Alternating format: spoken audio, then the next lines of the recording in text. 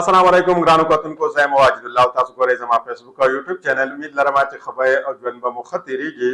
د پاکستان تحریک انصاف باني چیرمین عمران خان صاحب نن په اډیاله جیل کې 1500 ورځې پوره شوې او د 1500 ورځو پوره کېدو نه بعد هغه نن هم په حقه خبره باندې ولاړ دی، په کومه خبره باندې چې هغه په اولنۍ ورځ باندې ولاړ و. او عمران خان صاحب د 15 ورځو د قید وبند یعنې په جیل کې دننه دا ټوله صحبتونه چې څومره مشکلات وو هغوی برداشت کړه، خو د هغې باوجود هم نن حقه خبره کوي چې زه هېڅ قسمه ډیل ته تیار نه یم، زه هېڅ قسمه ډیل نه کوم تر دې پورې که چېرته زما دا هډوکې ختم شي، زما دا غوښه ختمه شي او یا دا چې پوره ژوند ماته په دې اډیاله جیل کې اوسېدل را په غاړه شي، نو زه په دې اډیاله جیل کې واوسېږم. خو زه د دې حکومت سره ډیل نه کوم او د وخت کومه یزید چې دی د هغه مخې ته زه خپل سره لاندې نه ږدم او نه د هغه مخې ته زه کته کېږم، نه زه د هغه خپو کته کېدو ته تیار یم. که مونږ وګورو نو عمران خان صاحب خو دا غونډ هر څه برداشت کړه، دا سختې برداشت کړې، خو د هغې باوجود هم نن دی په خپله خبره باندې ولاړ دی او د خپلې خبرې نه شاته کېدو ته دی په هېڅ حالات باندې تیار نه دی. نو دا خبر چې کله د حکومت واورېدو یقینا د دوی د خپو نه ځمکه بار ووتله، یعنې هغوی ته دا اندازه وشوه چې عمران خان صاحب نن هم په دې خپله خبره باندې داسې ولاړ دی لکه څرنګه چې هغوی مخکې اپسلوټلي نټ خبره کړې وه، نن د هغوی دپاره دا ډیل هم دغه رنګې دی. د پاکستان تحریک انصاف د باني چیرمین بار راتلل چې دي یقینا دا بالکل یقیني شو دي او دا حکومت دا تلل چې کومه دي دا هم یقیني شو دي چې دا حکومت به ډېر زر ځي او دوی به خپل کور ته رسولی کېږي. خو د دې سره سره د دې نه مخکې یو ټوپي ډرامه چې دا را روانه ده او په یو څو ورځو کې به دا ټوپي ډرامې آغاز وشي. په دې ټوپي ډرامه کې پاکستان تحریک انصاف ډېر زیات په شک کې اچولی دی، یعنې پاکستان تحریک انصاف ته دا اندازه نه لګي چې آیا دا کسان د حکومت سره ملګري دي، د حکومت سره ملګرتیا کوي یا د حکومت سره ملګرتیا نه کوي یا د حکومت ملګري نه دي، خو صرف دوی داسې ایکټ کوي چې کله خو دوی د حکومت حصه ښکاره کېږي او کله دا د چا د حکومت حصه نه ښکاري. یقینا پاکستان تحریک انصاف چې کومه موجوده دستیاب لیډرشپ دی د هغې لپاره دا خبره ډېره زیاته اهمه ده چې هغوی د دوی سره تعلقات جوړوي، نو ډېر سوچ سمج کړي د دوی سره تعلقات جوړ کړي، داسې نه چې د دې نه پاکستان تحریک انصاف ته نقصان ورسي. لږ ټایم مخکې د چیرمین پی ټي آی چې کومه دی د هغه د طرف نه یو بیان مخې ته راغلی دی او هغوی ویل دي چې په پاکستان کې خو نه موږ وي پي این بند کړی دی او نه زموږ اراده شته، نو که چېرته تا وي پي این په پاکستان کې نه بنداوه یا ستا اراده نه وه نو تا په دنیا کې د پاکستان دا نوم ولې دومره زیاته بدنام کړو چې تا پوره دنیا کې دا یو واویله جوړه کړو چې په پاکستان کې انټرنیټ چې کومه دی دا بندېدی شي، وي پي این بندېدی شي او بیا په پاکستان کې تاسو انټرنیټ ولې دومره سلو کړی دی، یعنې انټرنیټ چې څومره پکار دی هغومره نه دی. او دا نن د حکومت یو خپل کس د دې اعتراف کړی دی چې په پاکستان کې څومره انټرنیټ پکار و هغومره انټرنیټ په پاکستان کې نشته دی.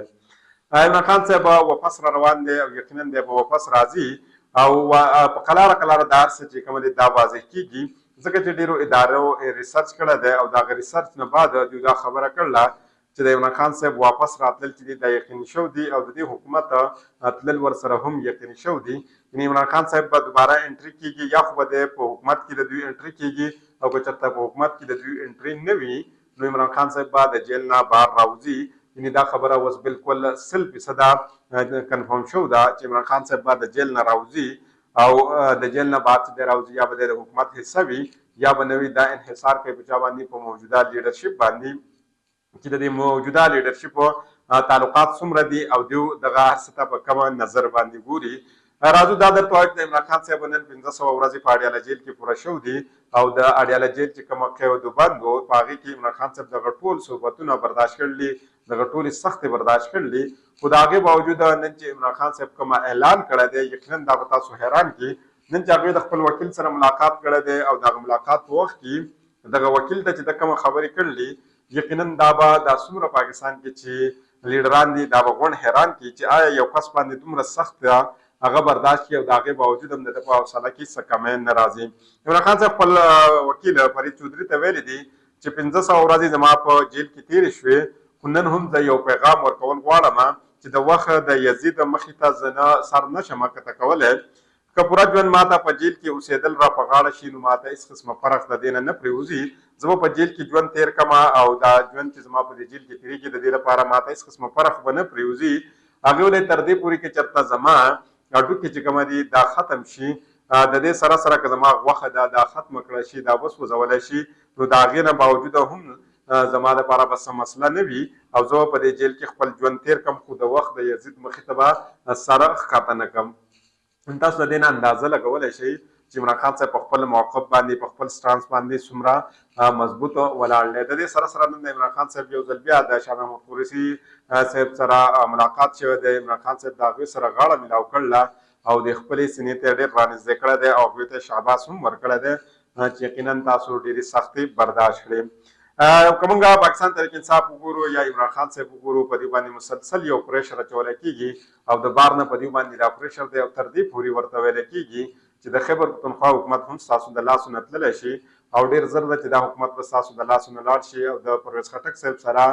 یو اهم د حکومت یو کسب چې یقینا د شهباز شریف صاحب د حکومت خو نه دی خو د بل د دې حکومت حصه ده هغوی ملاقات کړی خو هغه اوس هغه چرته جوړ شوی دی چې کله یو بانکي زوړ شي او په لارې نشي تللی نو هغه عاجز په خپله ځان له څه نشي کولی په خپله دانې نشي خوړی نو هغه به د خیبر پښتونخوا حکومت څرنګې وغورځوي.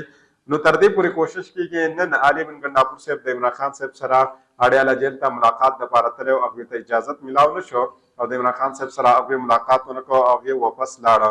خو په پاکستان کې موږ ګورو عجیبه غونته کې یو کلچر جوړ شوی دی او کلچر دا جوړ شوی دی چې خلک د خلکو په پرسنل ژوند باندې اټیک کوي.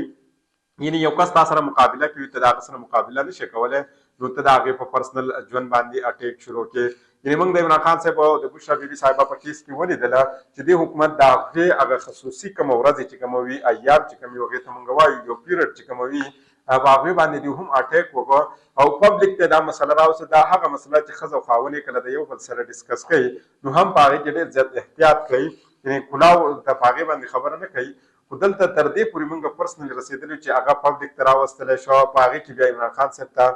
هم سزا میلاو شوه بشرا بیبي صاحبه ته او تر دې پورې چې په هغې کې بشرا بیبي صاحبه جیل ته هم لاړه نو تاسو اندازه د دې نه لګولی شئ. دارنګې په امریکا کې یو تعیناتي شو ده او دا تعیناتي چې دا ډېره زیاته اهمه وه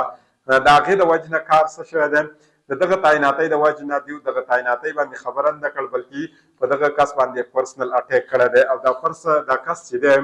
دا بل څوک نه دی بلکې دا څوک دی دا ریچارډ ګرینل دی چې هغې په 26 نومبر باندې صرف او صرف یو ټویټ کړی و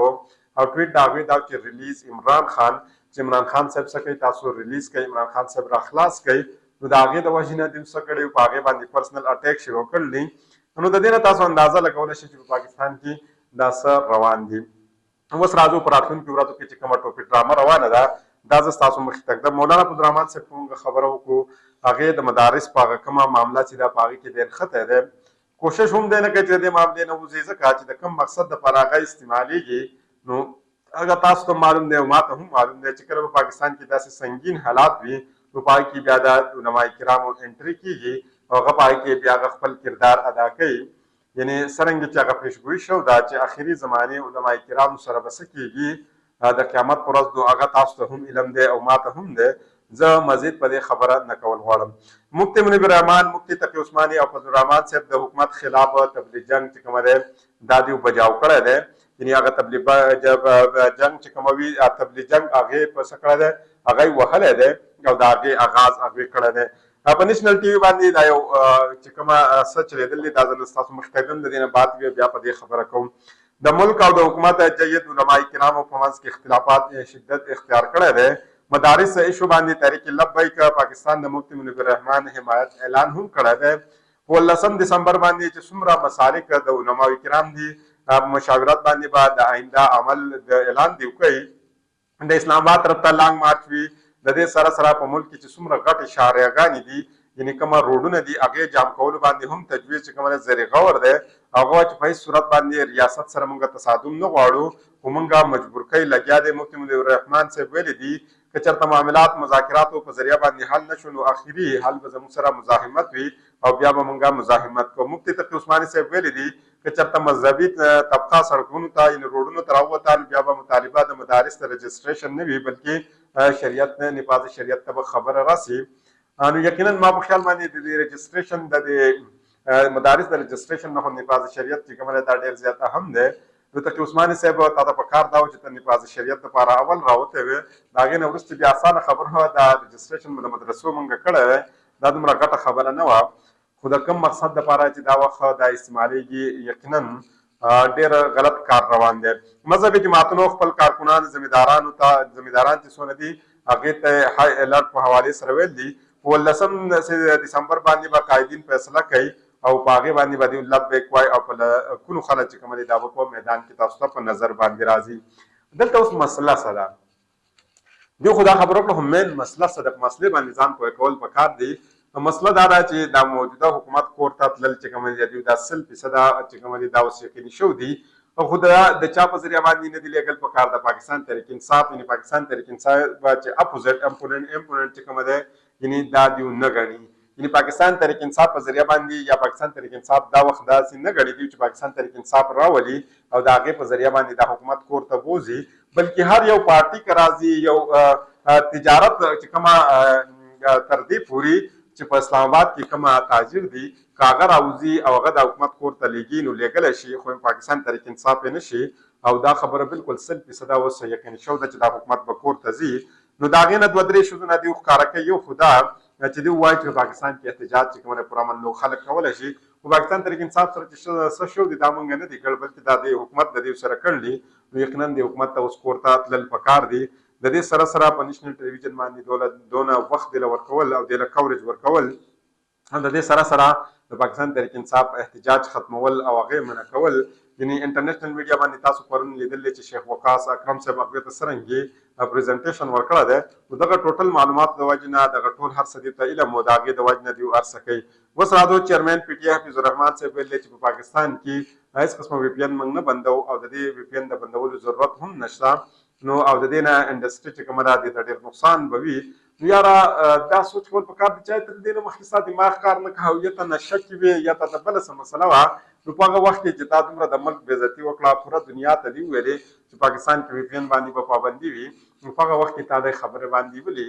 ځان نه غلی کاو او د دې سره سره په پاکستان کې تاسو انټرنیټ ولې دومره سلو کړی دی او دا بل چا نه دي ویل بلکې د حکومت خپله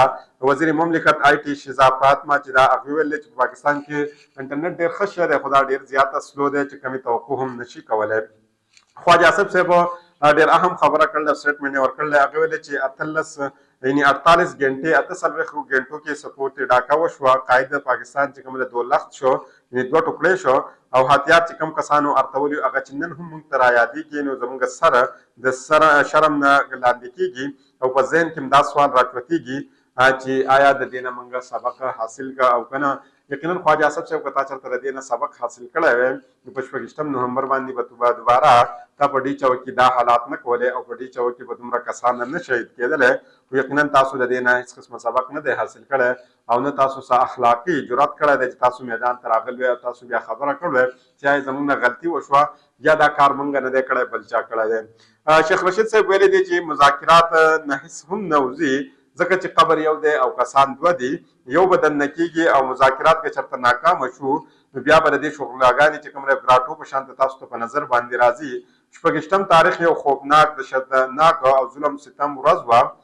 سرور باري صاحب وایي چې حکومت خاتمه قریب ده سوای د هغه کسانو چې هغوی په جانبوج چې خپل ځانونه لاندې کړي دي او هغوی دیوار ته د دغه نوشته دیوار په نظر دوی ته راځي او سوا د هغه کسان چې خودساخته طور باندې د